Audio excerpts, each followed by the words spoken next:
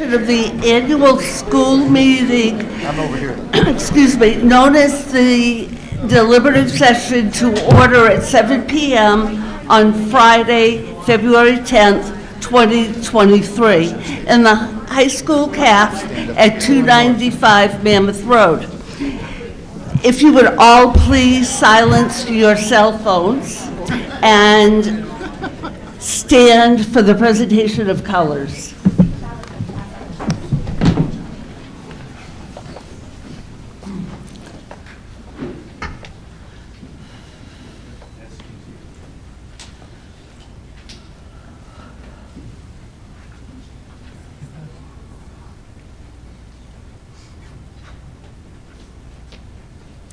And now we will have the national anthem by Bo Dumont.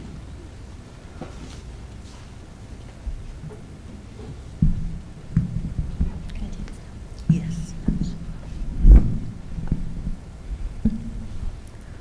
Oh, say, can you see by the dawn's early light what so proudly we held at the twilight's last gleaming, whose broad stripes and bright stars through the perilous fight o'er the ramparts we watched were so gallantly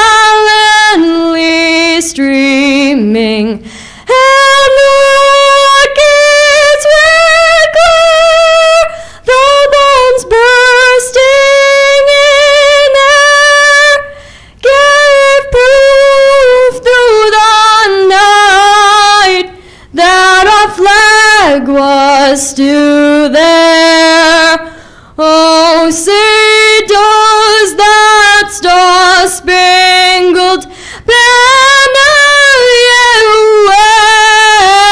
wave o'er the land of the free and the home of the brave?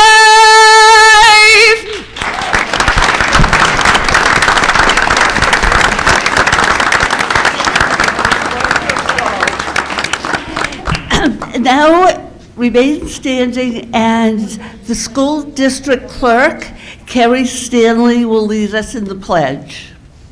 I pledge allegiance to the flag of the United States of America and to the republic for which it stands, one nation, under God, indivisible, with liberty and justice for all.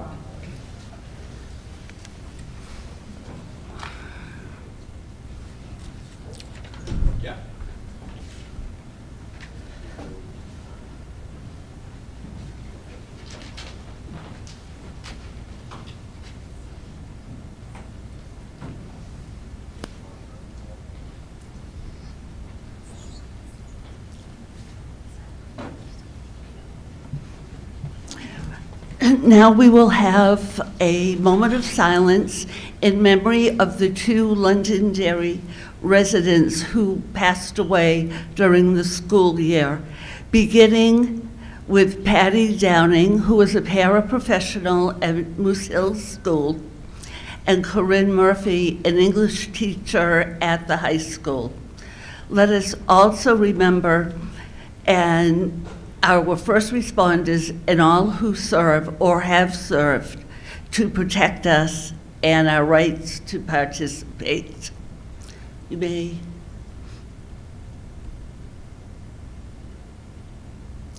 now take your seats.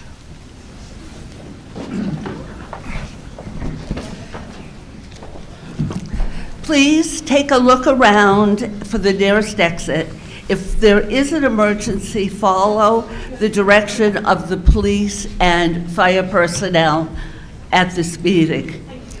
Keep your voter cards with you at all times, along with the coupons. You need them to go out or come in, and Mr. Clark isn't here tonight to remind you before you do leave. We have non-voters sitting with us tonight. They're to my left, and they are not to speak unless recognized by the moderator. The purpose of the meeting is to discuss, debate, and amend warrant articles. All warrant articles will move to the official ballot and be voted on Tuesday, March 14th, 2023 in the high school from 6 a.m. to 8 p.m. For the moderator rules, under the law of the state of New Hampshire, the moderator sets the rules of conduct of the meeting. We do not use Robert's Rules of Order or any other formal set of rules. I will make rulings as we go along. Any ruling of the moderator can be challenged before we move to the next article. A vote will be taken, and if a majority agrees, the moderator will be overruled. For the warrant articles, I will read each article, then request a motion and a second from the school board to discuss the article. The school board will then announce their vote on the article, and the budget committee will announce theirs. Following those discussions, any voter may ask questions and discuss the article. Our procedure is to approach the microphone, give your name and address clearly, regardless of how many times you come to the microphone. We request that you state your name and address. When making a seconding motion, clearly state your name and address for the record. Address comments and questions to the moderator. All comments and questions must be specific to the article that is being discussed. And please avoid redundant comments. Any voter can make a motion to amend an article, and I ask that you provide your amendment in writing. There are sheets of paper by the mic for you to use. We will vote on a pending amendment before another amendment is discussed. Following the amendment's approval, the warrant article will be moved to the ballot as amended or as written.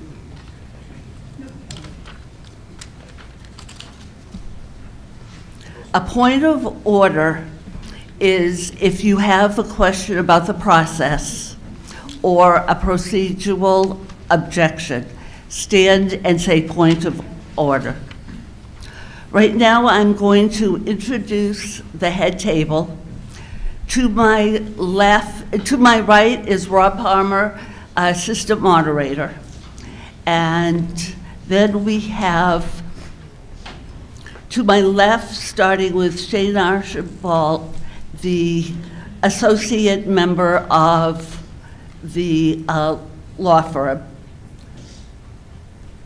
Dan Black, superintendent. My seat's got messed up. Lisa McKinney, the school business administrator. Gordon, did I pass over you? Sorry. Shane's going to take them all. Okay, that's good. School board chair is Amy Fittimore.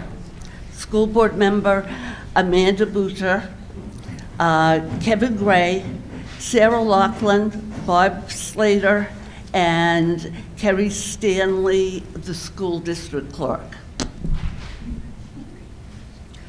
We will now hear from Superintendent Black on the state of the schools. Welcome, everyone. My name is Dan Black. I'm the proud superintendent of Londonderry Schools. So what I have is a brief presentation before we kick things off on the warrant to kind of give us a sense of where we're at as a school system, some of our highlights, and some of the places where we're going. Basically, we're back to normal and we are loving it. You know, it's been a really great year. There were some dark days in COVID for sure. I know I felt them intensely. But what I started to see happen around this time last year is our staff and our community really turned the corner and started to come back to normal, and that's where we are right now.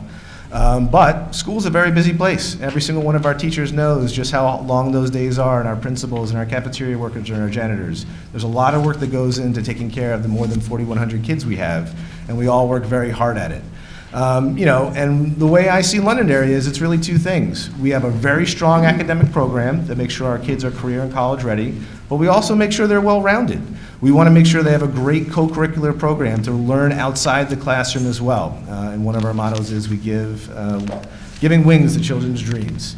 And one of the booklets you can pick up on the way in here every year is called Ascent on Achievement. And there's a lot of statistics in there and a lot of charts. And there's a lot of good data in there, and it really shows the strength of these two parts of our school system.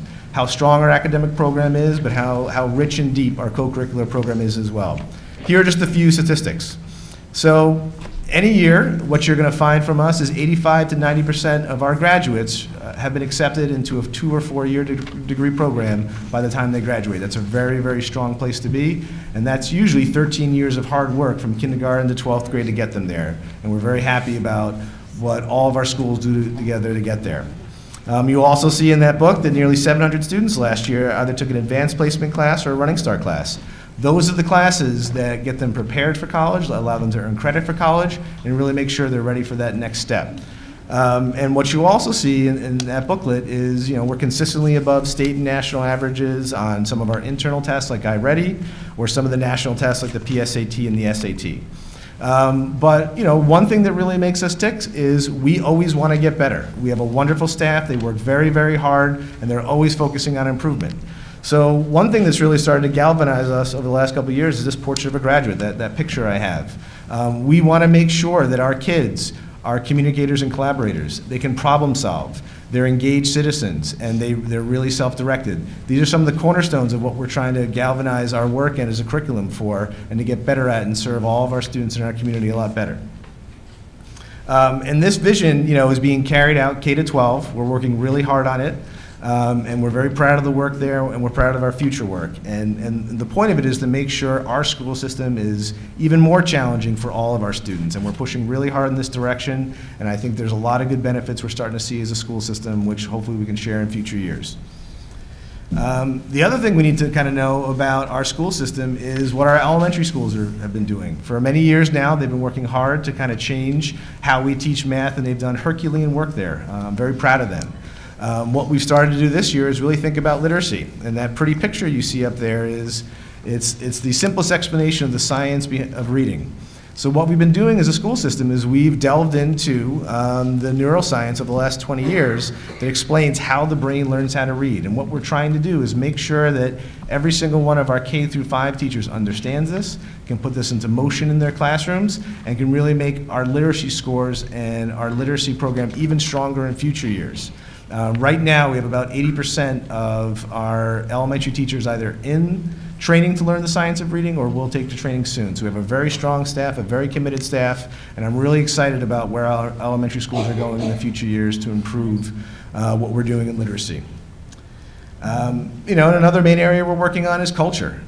We always want to make sure we have a positive school culture in our classrooms, and that's a very hard thing to do, because what happens in all the houses in Londonderry comes to our schools. And when houses are unstable, that instability comes into our schools. So our teachers are working very, very hard to work with our families and work with all of our students to make sure we can build a positive school culture. One thing you'll see a lot is we've been working on Choose Love as a school system. That means we're making sure all our kids are courageous. They know what gratitude is, forgiveness and compassion, and they're becoming more well-rounded human beings so they can deal with all the things that happen in their lives. And that's been really transformational, I think, in our school system.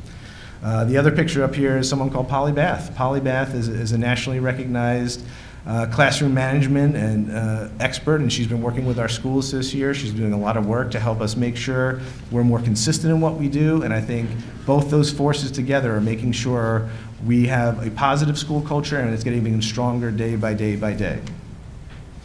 Another big thing that's been going on for us in the last couple of years is we are shifting our curriculum to a more digital format. One of the clear outcomes for us from COVID was it pushed us really hard, really fast to go digital. I don't think we were a school system that was ready for all that, but since we have such a wonderful staff, we were able to make those transitions during COVID, and we're keeping it up.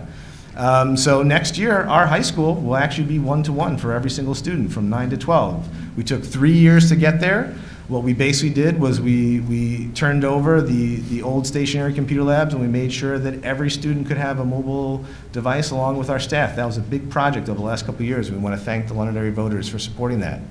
One of the things we'll talk about tonight is there's a warrant article that's based on surplus funds, so there's no impact to the tax rate, is because we've moved so fast on some of this digital transformation, our middle school is ready for that as well. This was an initiative that was kind of started by the staff over the summer.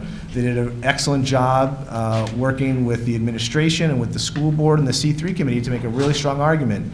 We are ready to go one-to-one as well. Because right now in the middle school, only about 50% of our students at any one time can access a device. Based on all the digital work we did during COVID, that's been really, really hard for us, where we feel like we're slowing down and we're not catching up to where we should be. So we'll talk about that warrant article later tonight. And you know, another part of the budget is we are adding another mobile technician. With all these devices we have in our buildings now, we need to do a better job supporting them and supporting our staff to use them well. And every year, we also have an infrastructure warrant article for IT. To make all these devices work, we need to make sure that our infrastructure can work. So the wireless networks work and all the switches behind it. Things I know very little about, but we have the IT crew in here to answer those questions if you're here. Another thing that's really been big for us this year is safety. We have a very, very active EOP committee. The police and fire department are wonderful partners with us. And actually last winter, what started to happen even before Uvalde was we were moving to a new motto called ALICE. ALICE has been a wonderful, I would say, transformational program for our school system. It has given all of our staff all the tools they need to feel safe in the world we live in. Unfortunately, school shootings is a real thing, something we can't seem to avoid in society, but Londonderry is now more ready. We had a huge project of training nearly 800 staff starting last spring all the way to the fall. And then recently, around November, we started training our students. So our students are ready for this as well. And this has been a great process for us. Last year, we also got some support from the taxpayers, $350,000 to update our communications and to put panic buttons in all of our classrooms. And we were very lucky this summer to get $560,000 from the state of New Hampshire, where we can continue these upgrades. So what we're in the process of doing is putting in door locks that are connected to these panic buttons in all of our classrooms, fixing some of the perimeter access issues we see, and making sure our buildings and schools are even safer. So there is another warrant article on there to complete the project. We were very thankful for the state of New Hampshire for that $560,000, but didn't quite pay for all the classrooms in the schools with that grant. But our EOP committee and our school system has done a lot of great work around safety, and we are a very safe school system, and we're getting even safer. And I think the last big theme to kind of share with you all is we have a tentative long-range plan. Over a couple years, we had this big study of our schools and to learn them better. It produced a 300-page document with lots of charts and information in there. And the main theme in there is parts of our schools are very old. That shouldn't be a shock when you look at some of them. But when you have old buildings, you have to make investments in them to keep them up and running. I think what we've learned is we probably deferred investment for too long. We're at the point where some of the things are going to start to break, and we're starting to get into worry about that. That's going to be one of the themes we talk about when we talk about the infrastructure bond. And I think the main thing we learned from that study is the biggest problem we have right now is our mechanical systems. We have boilers that are 50 years old. We have boilers that are 40 years old. We have air handling units that don't actually work in some of our buildings because we've deferred the maintenance for too long. So one thing that the school board's going to go over is this bond we have to really help us get out of that situation, make our first investment in our schools in a while, and make sure that none of these systems break when our kids are in session. So this is just a quick little graphic of some parts of that study, but one thing we saw from Londonderry High School, Londonderry Middle School, and South School is there are just parts of that building, some of the mechanical systems we have to fix. We'll go over that in a second and really give you all the details so you understand it. But we have to make sure we start investing in our schools again so they keep on running. This is a chart you'll see shortly, but basically we're bringing to the voters this year a $5 million bond, and a $5 million bond is to basically invest in all of our priority areas that we need to fix right now. Again, we have a boiler at the middle school that's 40 years old when it was only supposed to last 20 to 25 years. We have a boiler at the high school that's 38 years old. That's only supposed to last 20 to 25 years. We have a boiler at South School that's 50 years old. That's only supposed to last 20 to 25 years. We are functioning on borrowed time right now. We don't have a lot of time left to make sure that we fix these things before time runs out. And you know, if we do get community support, if there is support from Londonderry, and the bond is passed, we're not going to be able to fix these things right away. If the bond does pass, the first thing we have to do is bid out for the engineering of these projects. That'll take most of the spring. Then maybe hopefully by the summer we're able to actually start to bid on these 8 projects, which means we missed the whole summer to make some of those updates. So really it's going to take us 2 more summers. So by the summer of 2025 to make all these updates. And I think when I sit here right now knowing that there's a 50-year-old boiler, a 38-year-old boiler, and a 40-year boiler, that makes me worried. We don't want any of those things to break while school is in session. If school is in session, we'd run out of heat. We have big problems. We want to avoid that. We're trying to be responsible and really share with Londonderry where we're at, where our schools are at, and the investments we need to make. And you know, what we've done since this plan came out last spring is the school board, myself, the administrators, we've really sat down and we've digested these 300 pages. We've talked about it a lot, 6, 7, 8 school board meetings from the summer to the fall. And what we really have is a long-term plan. The schools need investments. They're not going to happen all at once. They'll probably happen over a couple decades, 2, maybe 3. But we've identified a few priority areas. I just talked about the bond. Our mechanical systems are old. We're worried that they're going to break. So we want to make sure we get ahead of it. You know, if that goes well, maybe sometime soon we start talking about Moose Hill. And then the renting of the district office is obviously something we have to solve long term as well. After that, I think what we've learned is the 100 wing of our high school is 50 years old. It's wood frame. It's not in great shape. There's not many more years we're going to get out of it. There's lots of problems with it. So I think, you know, 5 to 10 years from now, we start talking about the high school, and then the process continues.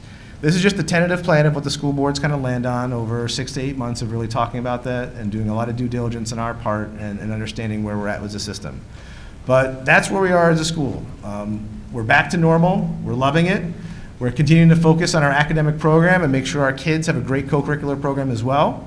We have a lot of work that's going on in terms of digitizing our curriculum. We're making sure we're safe as a school system, and we're starting to come up with a really sensible, thoughtful, long-term plan to continue to invest in our buildings, because parts of them are very old, and we have to make sure that they don't fall apart on us. That's Londonderry School District in a nutshell, and I turn it back to the moderator. Thank you, Mr. Black. Before we begin, I would like to introduce the Budget Committee.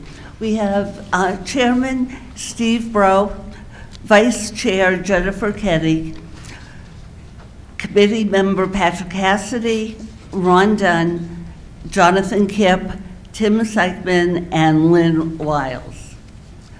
Article 1 will take place on Tuesday, March 14th, and we will be voting on the articles and those office positions that are going to be filled. Warrant Article 2, a special bond. It is for the district-wide infrastructure repair and replacement. Shall the voters of the Londonderry School District vote to raise and appropriate the sum of $5 million for the design and construction of repairs and the replacement of the district's HVAC system, pump house, and other infrastructure projects, including but not limited to heating plant and boilers, air handling and ventilation equipment, energy recovery units, pneumatic controls, security system, and to authorize the issuance of $5 million of bonds or notes under and in compliance with the Municipal Finance Act RSA 33:1, as amended. To authorize the school board to apply for, obtain, and accept federal, state, or other aid, if any, which may be available for said project, and to comply with the laws applicable to said project. To authorize the school board to issue, negotiate, sell, and deliver said bonds and notes, and determine the rate of interest thereon, and the maturity of other bonds and notes, and determine the rate of interest thereupon, and all maturity and other terms thereof. To raise and appropriate the additional sum of $100,000 for the first year's interest payment thereon, and to authorize the school board to take any other action, including the acquisition and/or conveyance of any property, interest, or necessary utility easement, or to pass any other vote relative thereto. The estimated tax impact was .02. The vote on the ballot on March 14th needs a 60% vote. If I could have a motion by Mr. Slater, Article 2. So moved. Second, Ms. Finnemore, Second. and Mr. Slater for the presentation. It'll actually be me for the Okay. presentation. So you can put that slide up. Yep, right there. So as Dan mentioned, Article 2 will give us the chance to replace massively out-of-date boilers, furnaces, and other HVAC equipment. So the slide behind me shows 8 projects that are encapsulated within this bond. And if the bond is approved, it will take approximately 3 years to complete the work that is listed behind me. I'd like to ask each of you to turn your attention to the 3 columns that are on the right-hand side of the slide. They show the year the furnace or piece of equipment was installed, its expected life, and the number of years we've been using them.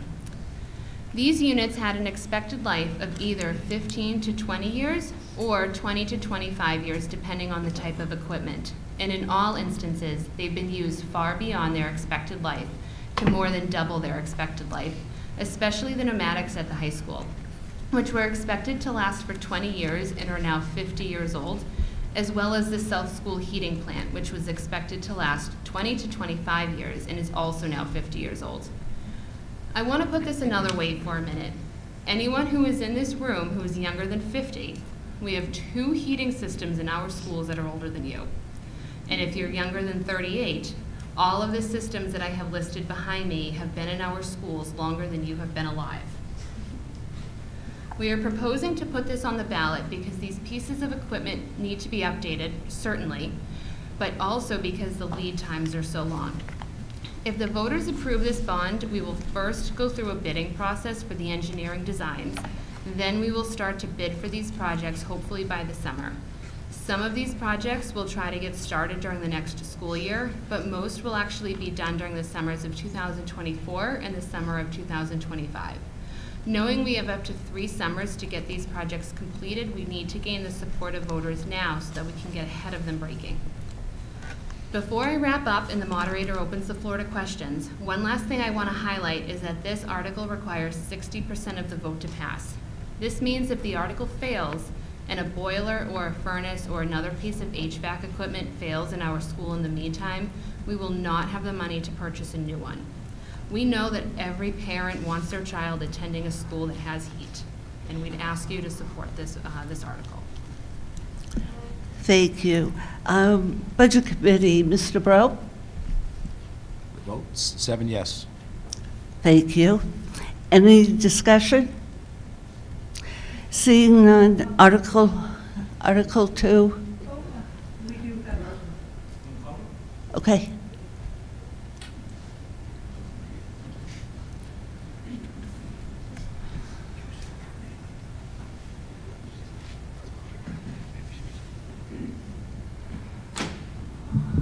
Ray Breslin, 3 Gary Drive.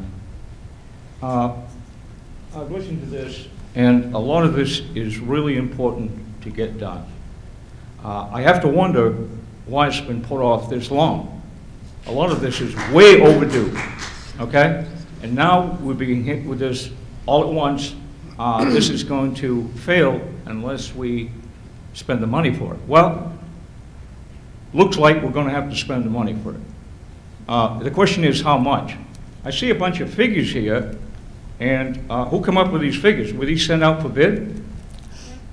So I can take that. We're not actually able to send it out to bid. I can't hear you too well. We're not actually able to send it out to bid until we actually have the warrant article approved, and at that point we would bid it, and we would have more accurate, I'm sorry, not accurate, but we would have better estimates. So how did we come up with these figures? Mrs. Kitty? They came from one of our HVAC provider, Siemens. They have similar projects that they have done, so they are very in tune as to what these projects cost. But they are estimates, and they will be engineered and bid out after. So they're pretty much educated guesses. No, because they're professionals. Because what we also did too is we have this group called the Trident Group that kind of works for the school board and the school district to kind of work with us on these projects. And what they did is they compared these costs to other things they've seen outside of Londonderry to kind of confirm and agree with the assumptions that Siemens made. So it's been verified by Siemens and by this outside group that we work with to make sure we get the best costs for the taxpayers. Okay, but it sounds like they're comparing to other schools that they did similar project for. Every project is different. Every heating system is different, okay? So you kind of talking about apples and oranges here. So now we got something on here for a pump house. Could we explain what that's for? Sure. I'll try that out. Want me to go? I mean, basically what we found last year, and I might need the Buildings and Grounds help, is so we have a pump house in our fields all the way in the back, and it started to break down. And that provides the irrigation for all of our fields. It's how old? I'm not sure. I might need to ask for help from Alan Miller, our Buildings and Grounds Director, to kind of go over that. How old is the pump house again? 20 years. But it started to fail, and we weren't able to get irrigation into most of our fields behind the middle school and the high school last summer. So a lot like the other projects on here, it's breaking down. It doesn't have much more life in it. We're trying to get ahead of it with a total failure. Okay, but we're talking about priorities here. Priorities are heating systems, absolutely. Now, irrigation systems are a nice thing to have. You want to keep the grounds good. I certainly don't consider it a priority. And that, whoa, I mean, all of these figures are, and we're talking about all the schools, basically. Basically, we're talking about all the heating system, all the schools are in danger of failing. How did we come to that point? Mr. Breslin, you need to address the moderator, please. Okay, go ahead. What would you like to say? How did we come to this point where all of these items are in danger of failing unless we spend the money now? We deferred the maintenance for too long. Well, that's unacceptable. Excuse me. Look, you guys are doing a great job here, trying to do a great job here. And I'm not here to find fault with anybody, but really. And by the way, we also are dealing, as we know, down the road, at least I do, of rebuilding most of these schools. We're talking about tearing down the South School and rebuilding it. Now, are we going to put a new heating system in the current school and then in a number of years tear that building down and rebuild it? So one of the things we learned in this process is any one of these projects, when we update them, we can reuse the boiler and whatever happens to South School. Excuse me, not necessarily. And by the way, we're go ahead. He's answering the question. No, we're not debating tonight. That's what the budget hearings were for. What we're doing is discussing and sticking to the warrant article, please. Okay, well, I'm trying to stick to it too, but if we're talking about modifying this amount, we got really not too much to go on because these are Trident's or somebody else's educated guesses of what potentially the cost would be. We really don't know. No? Okay. I think we need a little more information on this. Okay, thank you. Thank you.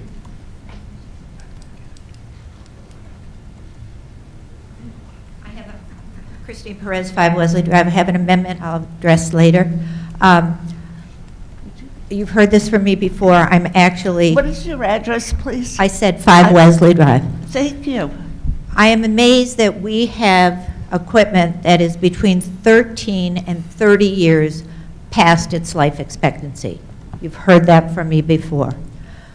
What amazes me also is since 1995, I believe, we have been putting hundreds and hundreds and hundreds to millions of dollars in the capital improvement. I believe last year and the year before it was over $650,000. You have a warrant article asking for another $445,000 for the buildings and grounds capital reserves. So you're really asking for roughly $5,500,000. Mrs. Perez, we're talking about the $5 million. I know, that's what I'm talking about. That, you say, is going to only cost us a total payment of $100,000 this year. But next year, it's going to be $533,333.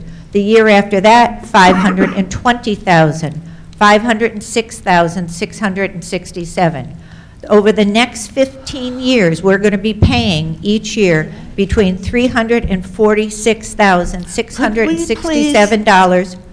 Excuse me. No, excuse me. We are talking about article number 2, not the further articles. This is what I'm talking about, how much this bond is going to cost us each year. Correct? Correct? Yes. Correct? Okay.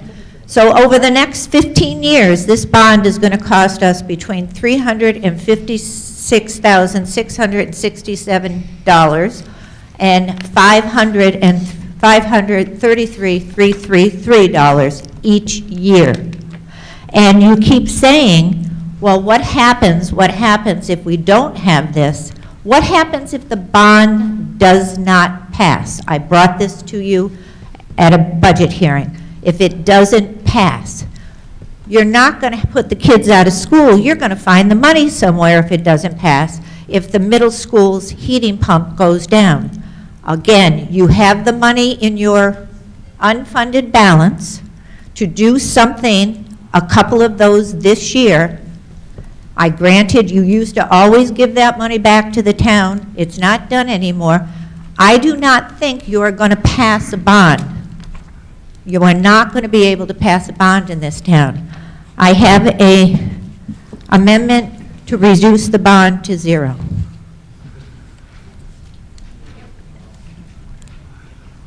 Because if you reduce the bond to 0 and educate the people and start taking care of these things when they need to be, you've lost, a lot of people have lost faith in how you spend the money because this has happened.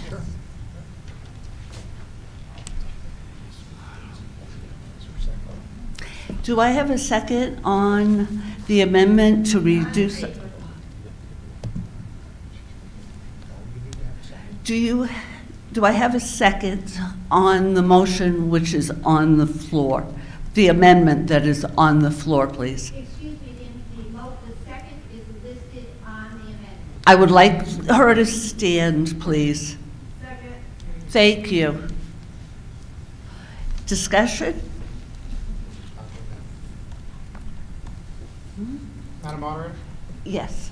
So, Ms. Perez and public, I see your point that these have been, the can has been kicked down the road for many years. I don't disagree with that. But I also agree with Superintendent Black that we need to stop kicking the can down the road.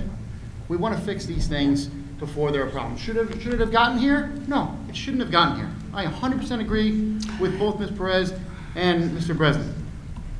It shouldn't have gotten to this point. But we aren't the body that got it to this point either. we're trying to fix those problems, or the school board and Superintendent Black are trying to fix those problems, and I think that they're doing the right thing. They're trying to be responsible and plan ahead and make intelligent decisions so we're not paying more money down the road.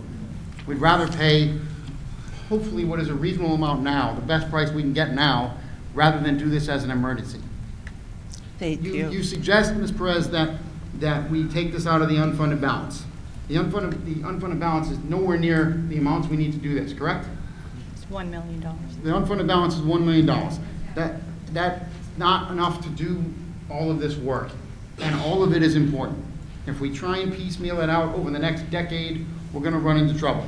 So I think the board is being responsible here, and I would encourage the community members to send the warrant article forward as is and to vote for it on March 14th. May I No.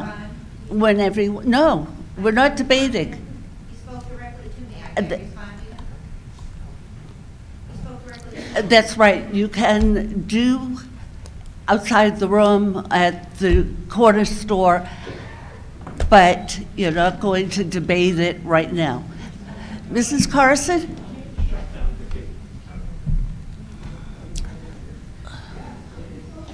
Good evening, everyone. My name is Sharon Carson. I live at 19 Tokenell Drive here in wonderful Londonderry. I can understand the frustration that many people here are feeling by seeing the amount of money, and I think there's maybe some angst and disappointment that things have gone on for this long without being addressed. I think we can maybe all agree that that's a valid point. Ms. Connolly, my question to the school board is, have you developed a maintenance plan so that those of us who are going to be voting on this will have assurances that we're not going to be faced with something like this again? Mr. Black, do you want to take that? Yeah, no, I'll go back to this graphic. You know, to get to where we are right now, we had to digest a very large plan. The mechanical systems rose to the top. That's why they're priorities. And then what the school board has created is this long-term plan. It's over the next 2 decades, where the bond that we're talking about right now is the first priority. And then after that, we'll start to address the other needs in our schools. But it'll take a long time. It takes many years to get there. And this is the tentative long-term plan that this school board has generally agreed to. May I follow up, Madam Moderator? No debate, but No debate. ask another question. No.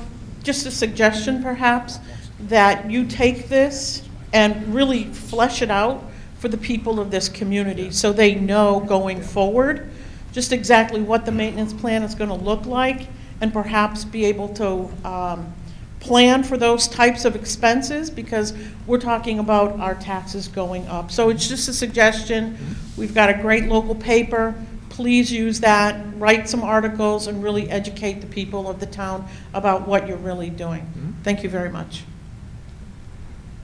Any further discussion on the amendment? Seeing none, we will, let me read the article. Reduce Article 2 by $5 million. 2-0. Okay. All those in favor of the amendment, please signify by raising your card. All those opposed to the amendment, please raise your card. Thank you. The amendment fails. Motion to restrict reconsideration. Who was that? Not yet. No, we have to go back to the article. Okay. All those in favor of... We're just putting it on. Well, depends on whether or not there's any more discussion. Do we have any discussion on the warrant article as written? Seeing none, we will move the article to the ballot on March 14th. Motion to restrict reconsideration. A second? Second. All those in favor of restricting reconsideration, raise your card. All those opposed? Restricted reconsideration passes. We will now go to Article 3, the General Fund Operating Budget. Shall the voters of the Londonderry School District vote to raise and appropriate as an operating budget for the fiscal year 2023-2024, not including appropriations by special warrant articles or separate warrant articles, one of the following amounts for the purpose set forth in the budget posted with the warrant. You will vote for one. We have $85,436,043, which, or the second, the default budget is $85,037,434, with the estimate tax impact of $12.28. Mr. Slater. So moved. Mrs. Laughlin. Second. Mr. Slater. Yep. So I'm going to go over the high-level summary of our budget so we understand it a little bit better. Basically, presenting the budget took a better part of 6 weeks, from November to early January, and then we had a public hearing, and now we're here. But there's really four things that guided the creation of this budget. Obviously, we wanted to still fund a school district that had a career and college-ready focus, a strong academic program, as long as a strong co-curricular program for our students, basically what I already spoke about. But we worked really, really hard and worked with both the school board and budget committee to really make sure we limited the growth over last year's budget. There were some one-time things that were in our favor, but then there was also some really hard decisions we made. The second goal we had for this budget was to really minimize the differential between the operating budget and the default budget, and I'll go over those details a little bit later. One of the biggest drivers every year is the number of kids we have. What you'll see coming up in a few slides is we've reached a sense of stability in our student enrollment. It's been very consistent over the last couple of years. So we built a budget around the number of kids we have, and we kind of matched the kids and their needs to our academic program and co-curricular program. And we did all that to make sure we hit our strategic goals. So here's the enrollment. This is just a quick little snapshot of the last couple of years. But right now in our school district, when we ran the numbers on October 1st, that's the official day when you're supposed to count your enrollment, and we kind of use that and drive the budget. We had 4,120 kids. Our projection for next year is 4,114 kids, so 6 less. There are some big classes and small classes, but in general, what we saw is a fairly stable enrollment, and that's been kind of our story for the last couple of years. In 2019-20, we had 4,222, and right now we have 4,114 heading into next year. I think this visual does it a little bit more justice. So in 2019, we're above 4,200. We saw our big drop from COVID when everything kind of changed, and we saw that rebound the next year to 4,153 in 2021. And we've kind of been within 20 to 30 kids from that since then.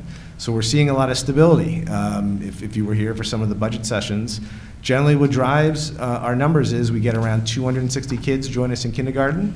Maybe another 45 join that class by first grade. We get another 25 to 40 kids that join us from Hooksett in 9th grade. And that tends to be kind of where our enrollment's at. The number of families that move out of Londonderry and enter into Londonderry has kind of been the same. So we've reached this period of relative stability in our enrollment, and that's really what drove this budget. And we had to match our enrollment to our budgeting needs. And again, one of the biggest things that we worked on this year was really limiting the growth. So right now, our budget is only up, the operating budget is only up 1.51%. We were building this budget when the economy had really stormy seas about it, when we started this process in October. We were very nervous about it. When we saw inflation that was still at 7-8%, we knew that times were tough. Things are looking a little bit better now, but it doesn't change the fact that we tried to make a very fiscally responsible and very, very lean budget. So our budget's only up 1.5% from last year, and we try to do the right things to make sure we can fund what we needed to fund, but be responsible for the taxpayers. There are some staffing changes in this budget, but in the end, we saved money. What we have coming into this budget that we don't have is we had a elementary curriculum coordinator that was funded through federal programs. We're now bringing them onto the operating budget. Right now, at 3 of our elementary schools, our admin assistants don't work year-round, and that's become very, very hard for us. It seems like school probably gets quiet in July. It does not. In July and August tends to be some of our busiest time in our schools. And we need to have someone in the main office staff that can work with the IT department, work with our buildings and grounds, work with our administrators to kind of make sure we're getting ready for the next school year. So June, July, and August are actually very busy times, and we found that it was becoming too hard to run school without having those full-time positions. We're also adding additional counseling for Moose Hill. Again, going back to a positive school culture. We're finding more of our younger kids coming in with issues. We need to be able to match those issues with additional time for counseling. And again, as I said earlier, we're adding an additional mobile computer specialist. We have a lot more devices than we did a couple of years ago. Our staff will ask for help, and we have to make sure we can meet those needs. And we need one more mobile technician to be able to meet those needs. In the special ed department, basically what they did is they came up with a swap for staff. What Kim and her team needed was more specialized staff. They needed a behavior analyst and a psychologist to work with some of our more challenging students and some of our more challenging behaviors. And to get there, they were able to find reductions in general special education to get there on the right-hand side. And there are 3 reductions at the high school right now. If you go back to the enrollment chart from a few pages ago, you can see that the high school is dropping by 60 kids next year based on our projection. So we did match that with some staff reductions, but right now we're fairly confident that those 3 staff reductions will not lead to a reduction in force. That means everyone who's in the building now will still be here, but through retirements, through attrition, through some other changes, we believe we can absorb those 3 cuts. So we had 5 reductions and a few additions, but in the end, it saved us $40,000. Again, those are some of the tough choices we made to make sure we really limited the growth in this budget, we met the needs we had, and we made sure it's a responsible and fiscally lean budget. Some of the reductions we made are up right here. The high school bond came off, so that was a savings of $535,000. Kim and her team were able to bring back a couple students from out-of-district placements. That was huge money for us. It is far better for the kids to be in district. It is far better for those families to be in district. And if you look at those 2 special ed boxes, we saved nearly $400,000. So that was a big change, and it really helped the overall picture of the budget. One of the things we went through last spring is we updated our lighting systems. Now we have all these LED lights. We were able to save about $180,000 in electricity costs. So these are some of the things we looked at. So, these 3 big reductions really help make the budget work. And again, we were trying to come up with a budget that really limited the gap between the operating budget and the default budget. On page 17 and 18 of your handout, you can kind of see some of the details, and there's lots of details in there. We're happy to go into it. But right now, there is about a $400,000 gap between our operating budget and our default budget. Again, we tried to make it as small as possible, but we have needs. We have to fund those needs, which is where the operating budget came up with. So in the end, if the voters would rather have the default budget as the budget we have, there will be further reductions we need to make. This is a chart we produced in early January to kind of review those potential cuts with the school board and the budget committee. There are some supplies we can cut, not many. I think what we've seen is we've had a lot of inflationary pressure over the last couple of years. We really can't absorb them anymore. So the stuff from paper to glue to oil to all the things that are not people, we probably can't avoid all those increasing costs. So there's some cuts we can make, but not fully. So to make up that $400,000 gap, we largely had to look at our co-curricular programs and our academic programs. And the entire admin team and myself and Lisa kind of debated where would we go for a couple weeks in December. It's not an easy process. It's a process that none of us enjoy, but we had to think about the big picture. We had to come up with cuts where we thought we could absorb them. It wouldn't have dramatic effects on the co-curricular program or academic program, but there would be effects. When you have a lean budget that's only up 1.5% and you need to cut it by $400,000, there are going to be some impacts. So, after those supply cuts, we do suspect if the default budget passes, there will be some co-curricular areas we would cut into. There's some after-school help at the middle school we would reduce some positions by.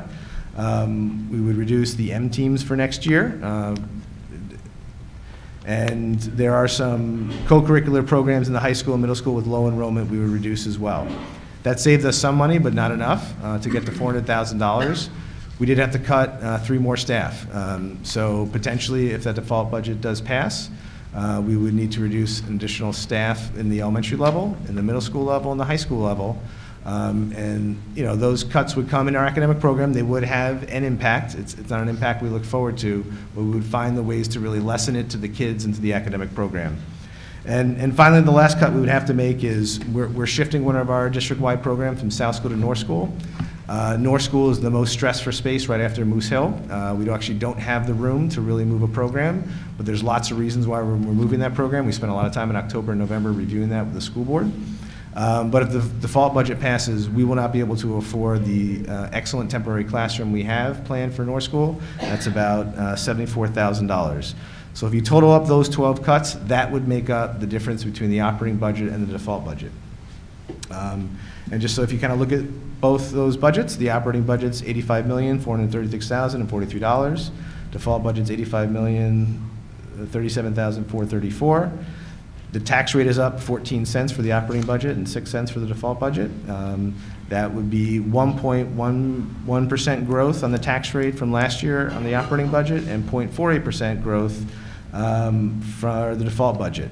But again, remember, we do get federal funds, we do get other funding sources, so the amount of money needed to raise at local taxes is actually $64,199,501 for the operating budget, or $63,800,892 for the default budget. And I believe that's the major summary of the operating budget. Thank you. Discussion? I'm sorry, Budget Committee. The Budget Committee members voted in favor of this article, 7 yeses. Thank you. Now, discussion from the public? Good evening, Deb Paul, 118 Hardy Road. I just have a question. When you were figuring out, I'd like to ask a question. When they were figuring out the enrollment, if you all took into consideration the 500 apartments that are coming in within the next year and a half to 2 years, because that has the potential of bringing in a lot of students. And I don't know, how you evaluated this in your budgeting. I was just curious. Yeah, no, I mean, enrollment's one of the hardest things. I mean, I think what we've seen year in and year out, the major changes when we see them happen, they'll happen in kindergarten, first grade, and ninth grade. So again, if there's suddenly all these new houses, and it does change a lot of our enrollments, we'll have to adapt to it. They didn't really necessarily make it into our projection for next year. But it could happen in future years. That's something you have to keep an eye on. Because these are coming to our town. They're already at the planning board, and they're going to be being built within the next year. So I just hope we're prepared if, in case, if each house had one child, you're talking an extra 500 kids. All right, thank you. Any other discussion on Article 3?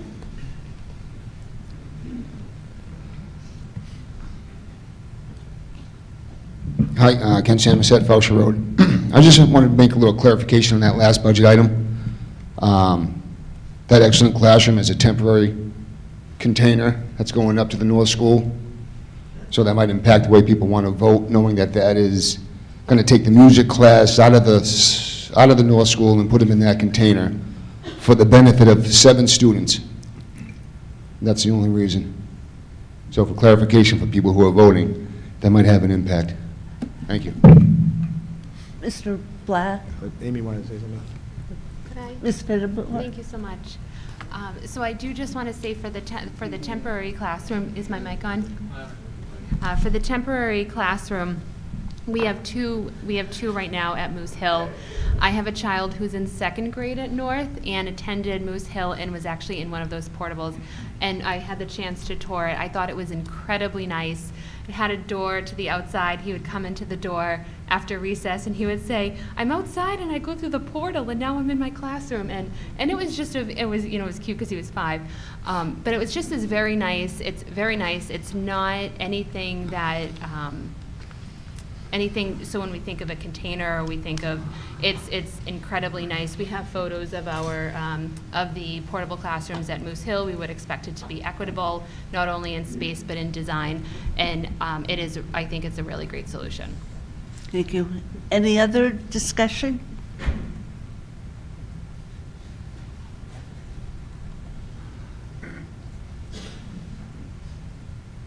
Good evening. Thank you, Madam Moderator.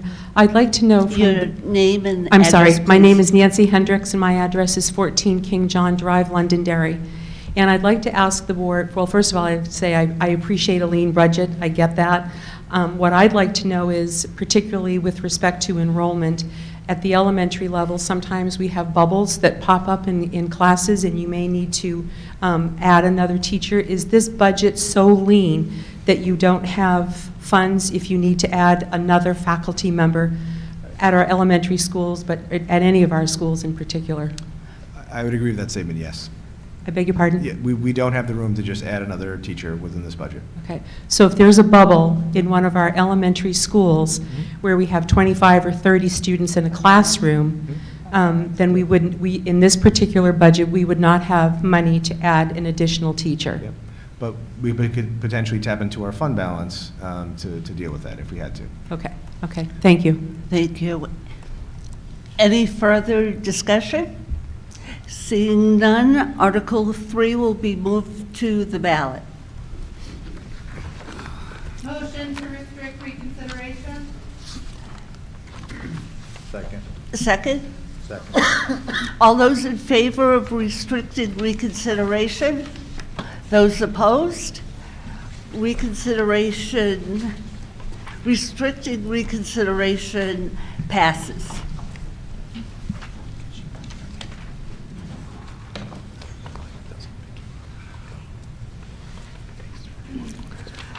Article number 4, Londonderry Custodians, AFSCME Local 1801 Bargaining Agreement. Shall the voters of the Londonderry School District vote to approve the cost items included in the collective bargaining agreement reached between the Londonderry School District and the Londonderry Custodians, AFSCME Council 93/Local 1801, and to further raise and appropriate the sum of $160,486 for the 2023-2024 fiscal year. Such sum representing the additional cost items attributable to the increase in salaries and benefits over those paid at the current staffing levels in the prior fiscal year. The agreement calls for the following increases in salaries and benefits at current staffing levels over those paid in the prior fiscal year. For fiscal year 2023-2024, the estimated cost is $160,486, with an estimated tax impact of 0.03. Fiscal year 2024 through 2025, estimated costs will be $140,189, with an estimated tax impact of 0.03. For fiscal year 2025-2026, estimated cost is $141,735, with an estimated tax impact of 0.03. Mr. Slater. So moved. Mr. Gray? Second. Thank you. Mr. Slater. Thank you, Madam Moderator.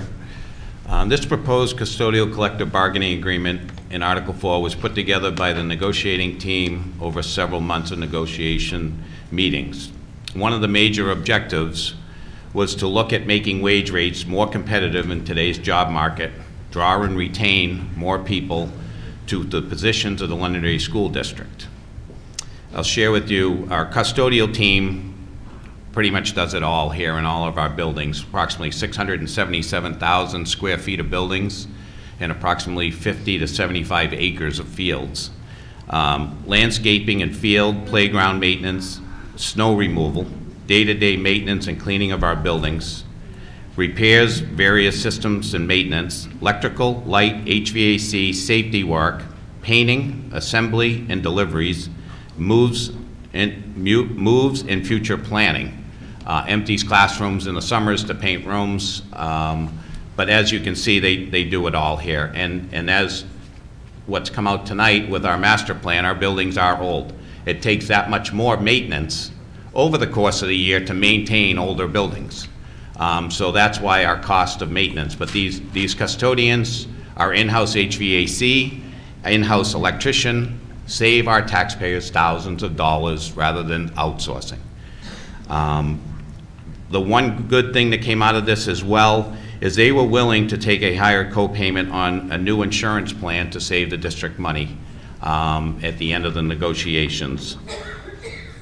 So, leading at that, the negotiation team on their half and on the school side did a phenomenal job for the taxpayers and our well-valued employees. Thank you. Budget Committee. Budget Committee voted 7 yeses. Thank you. Discussion?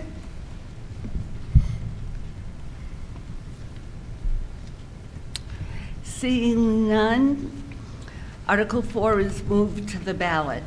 Article 5. Motion to restrict reconsideration. All those in favor of restricting reconsideration? Those opposed? Restricting reconsideration passes. Article 5, authorization of special meeting on cost items.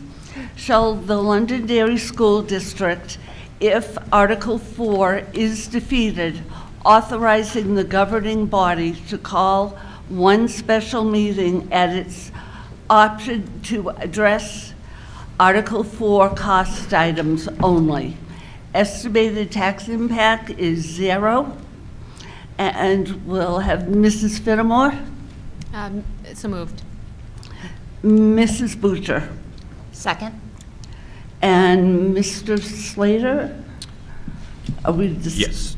This article is, if Article 4 does not pass, gives the authority to the school board to sit back down and talk with the negotiating team and look to have possibly a special meeting in the near future. Thank you. Mr. Bro. The Budget Committee voted in favor, 7 yeses. Thank you. Discussion? Seeing none, Article 5 will be moved to the ballot. Motion to restrict reconsideration. All those in favor, a second? Second. And all those in favor signify by raising your card. Those opposed? Cindy.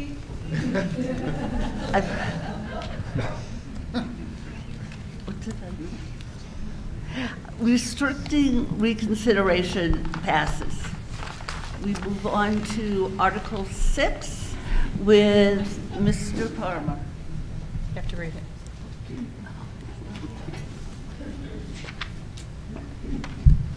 Good evening. Article 6, School Lunch Program and Federal Fund Projects. Shall the voters of Londonderry School District vote to accept and receive federal grants and other such funds to support the school lunch program and federal projects? Further, to raise and appropriate such funds in a special revenue fund as follows. School lunch program, $1,819,484, and federal projects, $1,582,000 for an estimated total appropriation of $3,401,484. Such funds to be self-supporting through local, state, or federal revenue sources. Estimated tax impact is 0. I will accept a motion to bring up and discuss the article. So moved. Is there a second? Second. Presenter. So this article is fairly clear-cut. In order for the school district to accept federal grants and other funds, it just needs to be approved by the voters. Thank you. Thank you. How did the Budget Committee vote? Budget Committee, all in favor, 7 yeses. School Committee? The school board voted 5 in favor, none Thank opposed. you. The article is now open for discussion. Seeing no discussion, Article 6 is moved to the ballot. Is there a motion to restrict reconsideration?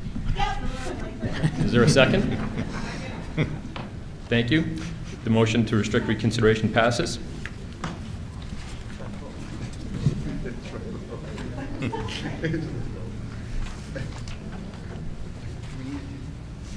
Article 7, non-lapsing special article improvements to building security.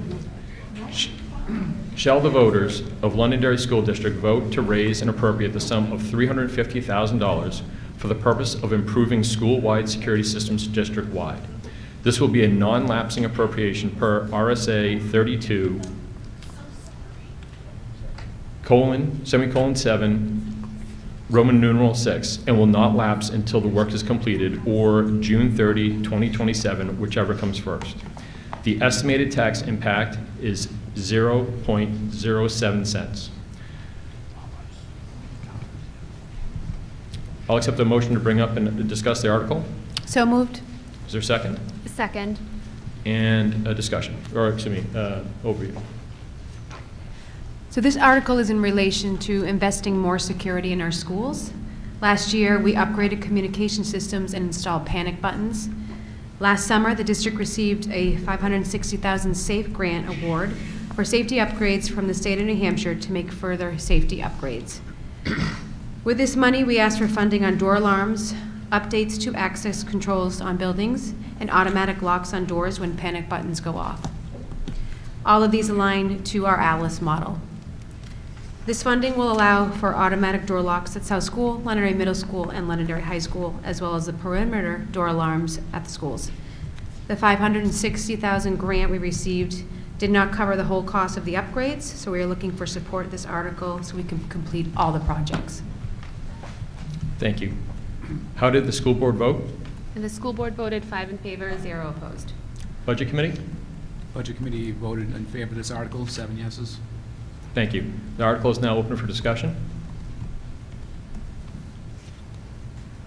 Seeing no discussion, Article 7 is moved to the ballot. Motion to restrict reconsideration. There's a motion to restrict reconsideration. Is there a second?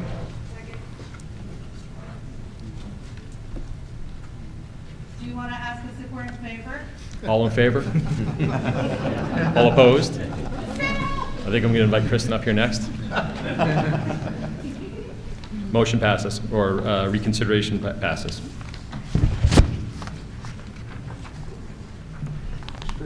Restriction. Article 8, Special Article, Buildings and Grounds Capital Reserve Fund.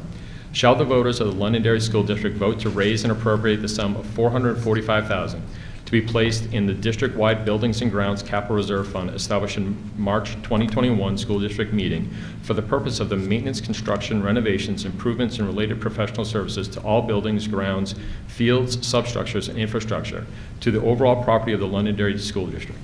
The fund shall provide the funding source for all equipment, structures, professional services, machinery, and materials necessary to sustain efficiency and safety of the district's buildings, grounds, and infrastructure and subsurface that meet the needs of the school district.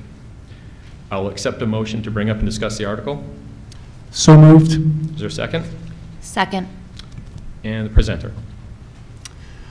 So our Buildings and Grounds Department have identified several necessary projects for the upcoming year, specifically broken down to $100,000 for improvements to the middle school girls softball field, which has already been delayed several years and is very much needed.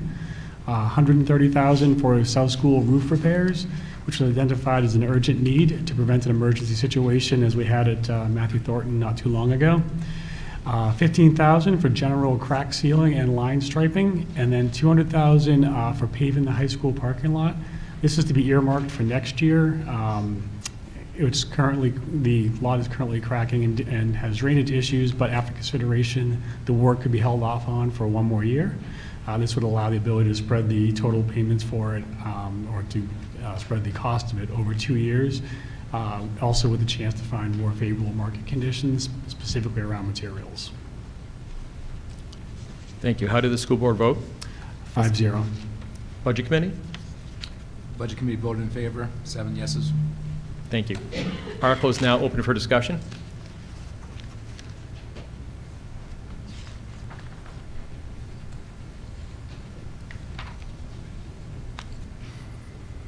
Ronald Campo, 4 Woodhen Circle. Have a question for you. If article for the bond fails, would you be able to spend the money for the engineering out of this? Out of what, sir? Spend the money out of this article for the engineering for the HVAC equipment. So you're not a year and a half behind, you're only a little bit behind, and you could bring up the bond next year if it fails. Yeah. Even though the bond failed and the voters said no? Okay. That's good. Can I speak to that? So Sure. first of all, I think what he's asking is, does that bring up a no means no question? If they say no to the bond, is it legal for us to use any money in the capital reserve fund to do those projects that they said no to in the bond? I believe so, yes. They would be able to, because it's in a capital reserve fund. It's not an appropriation in the operating budget. The no means no is a restriction on transfers within the operating budget. It's not a restriction on transfers or the expenditure of capital reserve funds, which we're appropriating for that same purpose. Okay. And if I could say one more thing, Mr. Moderator. Some of the questions earlier were related to what is the school board and Superintendent Black doing to prevent another situation where we have equipment that's way out of date and way overused. And I think what they're allocating into the Capital Reserve Fund is an effort on your part, correct me if I'm wrong, to plan ahead for maintaining the buildings and grounds that we have and preventing an issue like we're having to go get a bond for. Agreed? Agreed, yeah, and the difference with the bond is the scale. I mean, the scale of those projects is so much larger than usually what's in here, as you can see. Right, this article, Article 8, represents prior planning to prevent an issue like that again. Yeah. Any further discussion? Seeing no further discussion, Article 8 is moved to the ballot. Motion to restrict reconsideration. Is there a second? Second. Seconded. All in favor? All against? Motion to restrict reconsideration passes.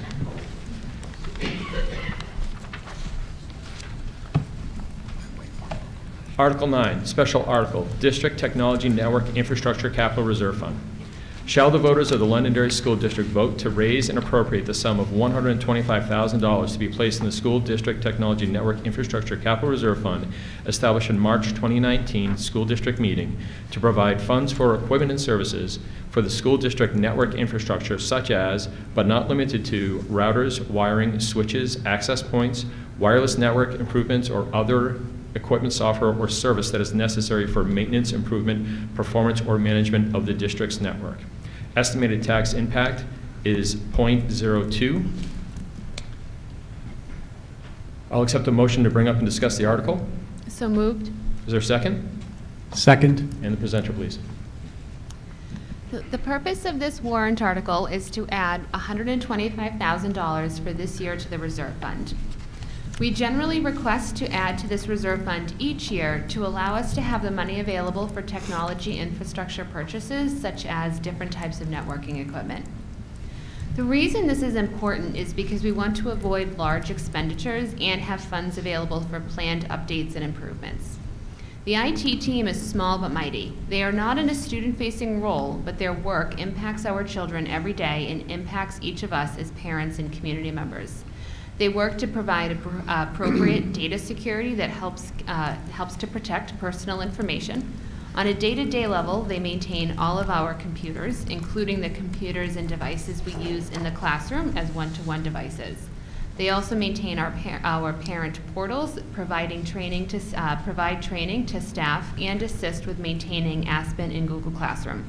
This means these tools are consistently available for teachers and parents on demand, and they also maintain our YouTube channels, which have served as a great way to get additional information out to parents and community members over the past year, and we would ask for your support on this article. Thank you. How did the school board vote? 5 in favor and 0 opposed. Thank you. The Budget Committee? Budget Committee voted in favor for seven yeses. Thank you. The article is now open for discussion.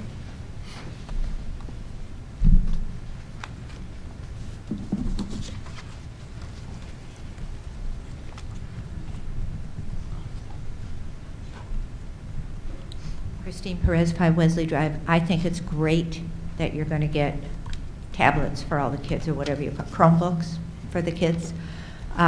Will this allow you to do Zoom meetings, Zoom classes, when there's no school like they do in other districts? So that, like snow days, I know other districts very often, when there's a snow day, they do Zoom classes so they don't lose the day. Will this allow you to do this?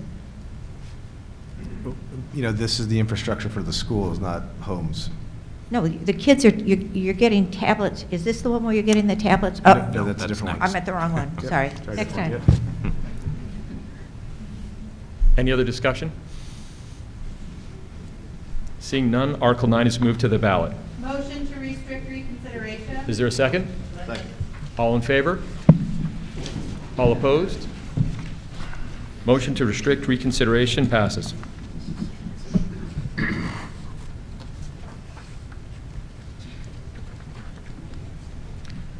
Article 10, purchase of computer devices for educational purposes.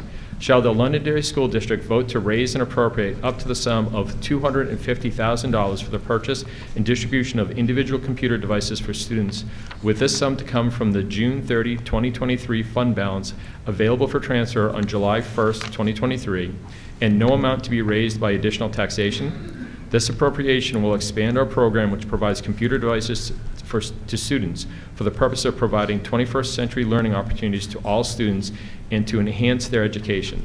This program will be ongoing operational costs for the Information Technology Department. Estimated tax impact is 0. I'll accept a motion to bring up and discuss the article. So moved. Second? Second. And presenter. Thank you, Mr. Moderator. Why one-to-one for LMS and additional devices at the elementary schools? The one-to-one initiative at the high school has been a wonderful success for our students. The success was discussed by C3 committee made up of board members, administrators, teachers, and parents. After doing research and discussing the cost, the group presented a proposal to extend the one-to-one model at LMS, along with supplying about 50 additional devices to each elementary school. What one-to-one means for LMS students and teachers. Personalization of learning for students. Independent practice with multiple levels of text. Device on hand for accessibility. Opens up doors for students with accommodations. All apps loaded properly for support so staff and students would not have to search to find them. Preparedness for digital platforms used at the high school and beyond. What additional devices do for elementary schools? More access to devices for students to engage in 21st century learning. Eases burden of state testing. More practice with appropriate digital citizenship to get ready for one-to-one at LMS and LHS. Thank you very much. Thank you. How did the school board vote? 5 in favor, 0 opposed. Thank you. Budget Committee? Budget Committee voted in favor, 7 yeses. Great. Article is now open for discussion.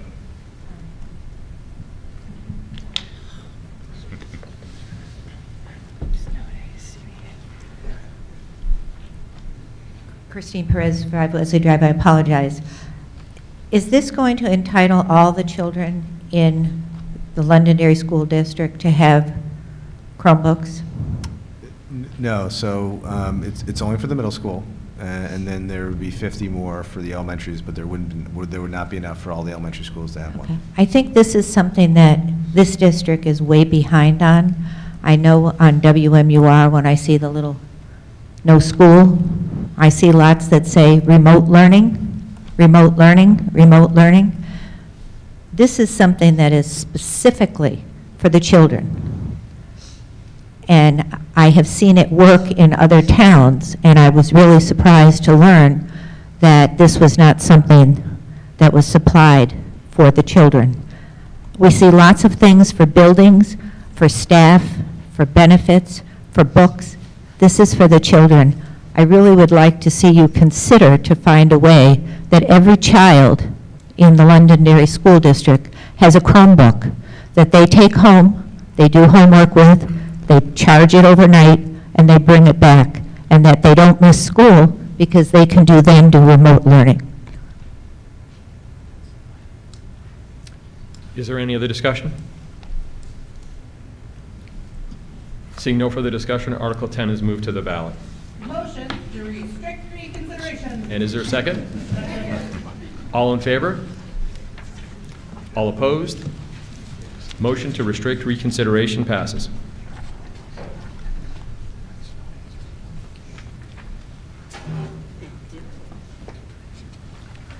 Total number of Londonderry voters, including those at both tables, is 114 people. Article number 11.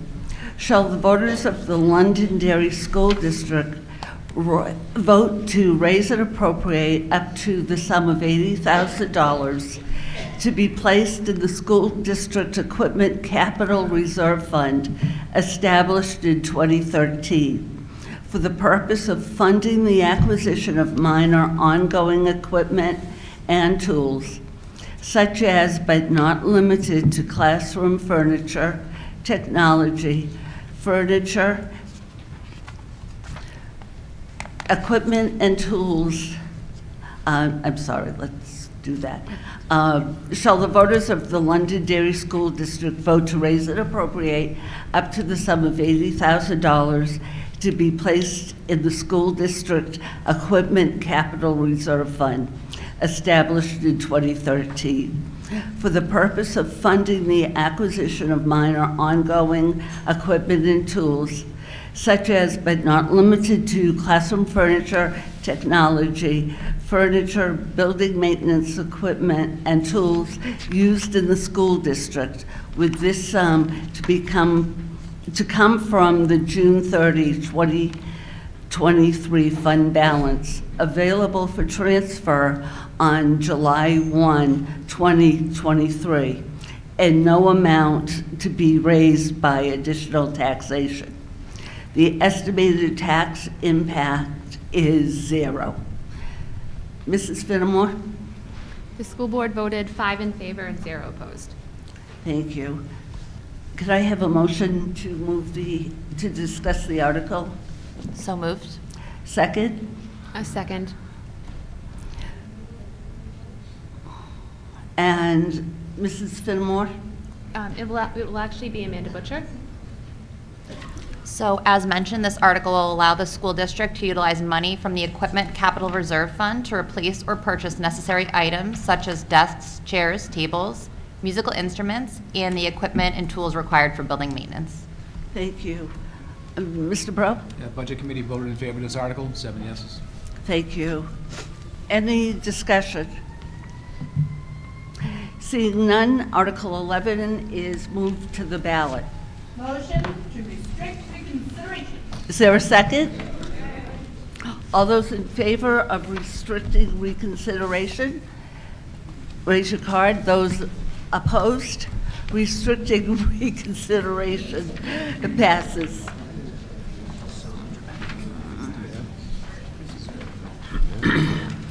Article 12, Vehicle and Machinery Capital Reserve Fund. Shall the voters of the Londonderry School District vote to raise and appropriate up to the sum of $73,500 to be placed in the Vehicle and Machinery Capital Reserve Fund established in March 2020 school district meeting to provide funds for the acquisition of vehicles and machinery with the sum to come from the June 30, 2023 fund balance available for transfer on July 1, 2023, and no amount to be raised by additional taxation. The estimated tax impact is 0. Mr. Gray. So moved. Mr. Slater. Second. Mr. Gray. Yes, the district has identified 2 needs which fall under the Vehicle and Machinery Special Reserve Fund. The specific needs identified were $9,000 towards a new utility card. The district added a new trainer last year, and in order for the trainer to be as effective as possible within the large field expanses we have, the specialized medical card allows a response with equipment quickly should an emergency arise anywhere throughout the numerous fields. And the second identified the second identified need was $70,000 for a rack body truck. This need is to replace the current truck whose end of life has been identified as a result of wear and tear on the mainframe, including salt damage from plowing and repeated transport of heavy equipment. Mr. Brough? Budget Committee voted in favor, 7 yeses. Thank you. Any discussion? Seeing no further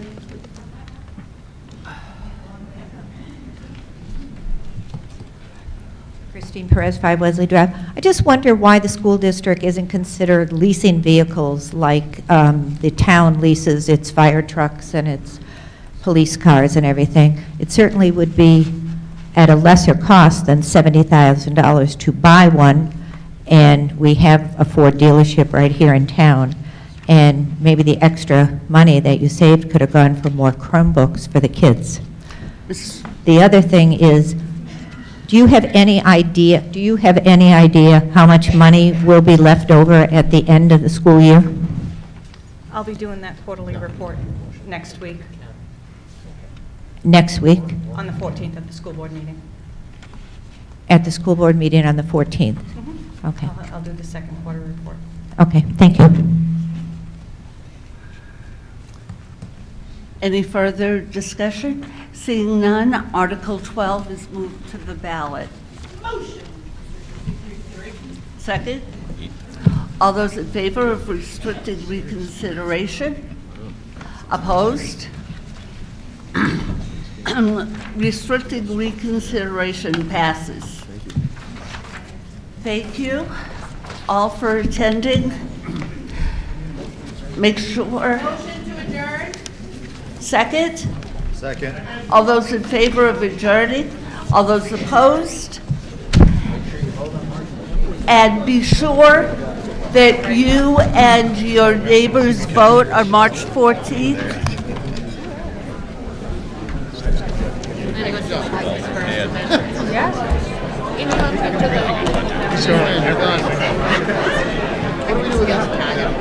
We don't have a bid.